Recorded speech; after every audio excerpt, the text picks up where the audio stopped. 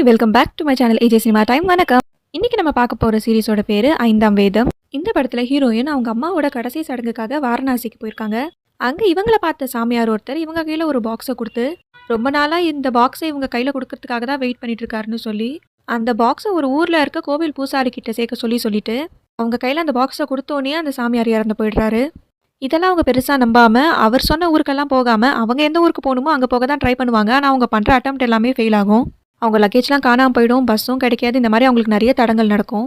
இப்போ இவங்க ஒரு இடத்துல தங்கியிருக்கப்போ அங்கே பக்கத்தில் மித்ரன் ஒருத்தரை மீட் பண்ணுறாங்க. அவர் ஆர்டிஃபிஷியல் இன்டெலிஜென்ஸை யூஸ் பண்ணி தான் ஒர்க் எல்லாம் பண்ணிட்டு இருக்காரு. அவர் கேர்ள் ஃப்ரெண்டும் ஒரு ஏஐ தான். இப்போ பஸ் எதுவுமே இல்லாததுனால மித்ரன் கூட சேர்ந்து இவங்க போக வேண்டிய இடத்துக்கு போயிட்டு இருக்காங்க. ஆனால் இவங்க போன கேப் கரெக்டாக அந்த சாமியார் சொன்ன கோவிலுக்கு முன்னாடியே போய் நிற்கிது.